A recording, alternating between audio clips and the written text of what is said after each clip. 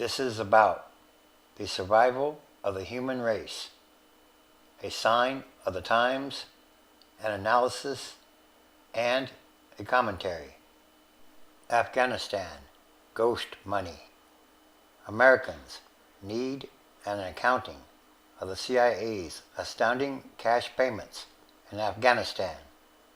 The news that the Central Intelligence Agency has been spending lavishly in Afghanistan should come as no surprise.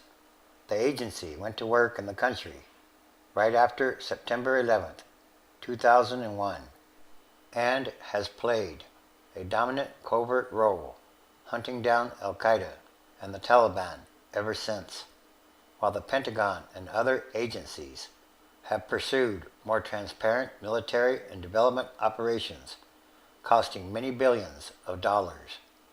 Even so, details of the agency's involvement recently reported by Matthew Rosenberg in the Times are eye-popping and infuriating.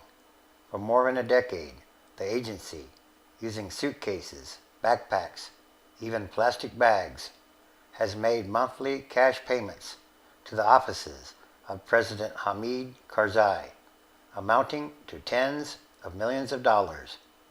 One Karzai aide called it ghost money because it came in secret, and it left in secret, although now that it has been reported publicly, Mr. Karzai has owned up to it. While it is not unusual for intelligence agencies to pay money for information or other assistance, the scale and brazenness of the operation are indefensible. What began as payments to Afghan warlords to overthrow the Taliban morphed eventually into a steady stream of cash to supposedly buy agency influence at the presidential palace and to cover such off-the-books costs as buying the loyalty of warlords and politicians, many of whom have ties to the drug trade and even, in some cases, to the Taliban. And that is very crazy in some kind of way. Taken together, this cash stream has enabled Mr. Karzai to build a vast patronage network and secure his power base. Washington complained when Iran tried to buy the Afghans with cash payments in 2010. That practice has stopped, but the C.I.A. is still at it. There are many reasons to be outraged. Not the least of these is that the payments helped fuel corruption just when other agencies, including the White House and State Department, were pressing the Afghans to crack down on corruption and prosecute those responsible. American leaders have argued again and again that Afghanistan's success and America's success in Afghanistan, including its ability to withdraw troops by the end of 2014, depended on a government in Kabul that could win the hearts and minds of its people and competently deliver services. A government riddled with corruption had little, if any, chance of achieving these objectives. Meanwhile, there are signs that Mr. Karzai will use state machinery to ensure the election next year of a hand-picked successor, which would further discourage Afghans who had hoped that years of war would yield not just stability, but some semblance of participatory democracy. Yet, as Mr. Karzai has shown many times, neither the C.I.A.'s millions nor the Pentagon's billions devoted to building his army and trying to keep his country safe can buy more than minimal and erratic cooperation. In other words, millions and billions of dollars have been wasted in Afghanistan. The United States and other donors have warned the Afghans that continued international assistance, which the country is expected to need for years to come, will be conditioned on concrete steps to curb corruption. Now that the C.I.A. payments have been exposed, it will be harder to make that argument. Congress should publicly call the C.I.A. to account, especially at a time of economic hardship at home.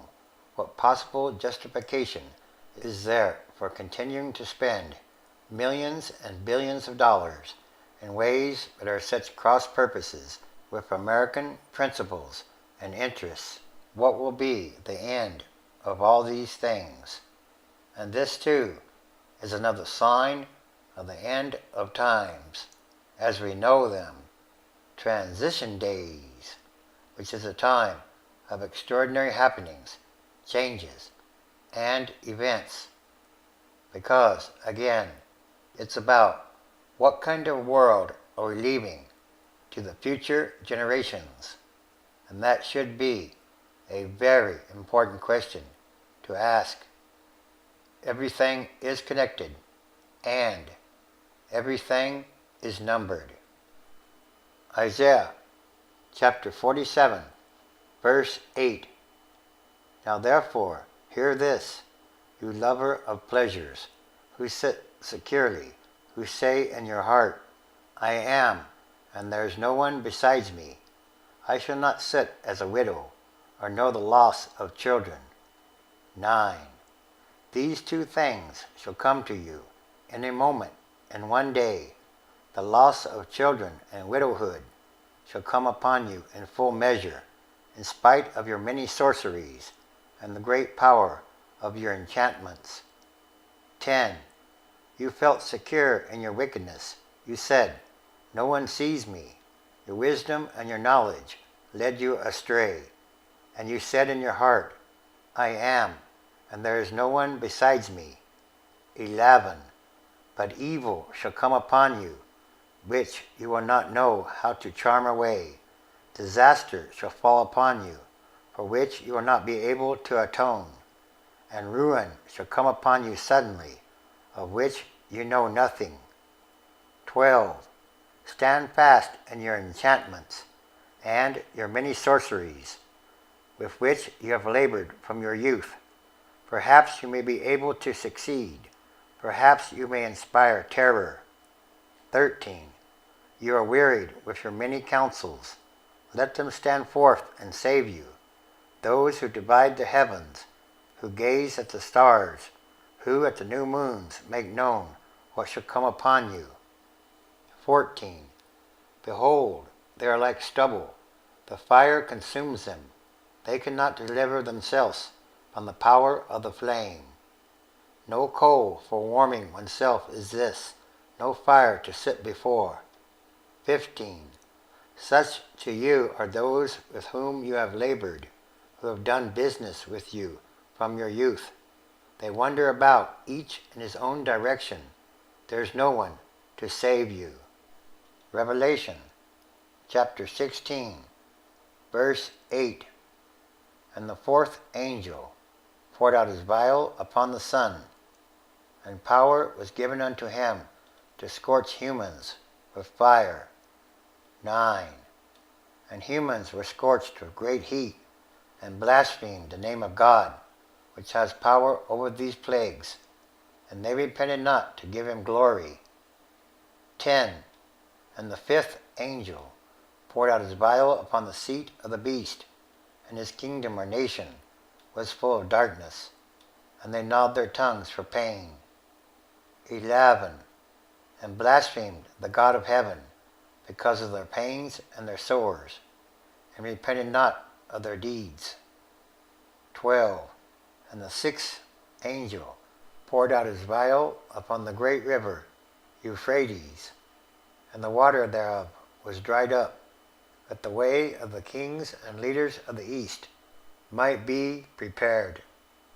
Yes, it's time for the spiritual and physical manifestation of the book of Revelation, and all these are more signs of the times.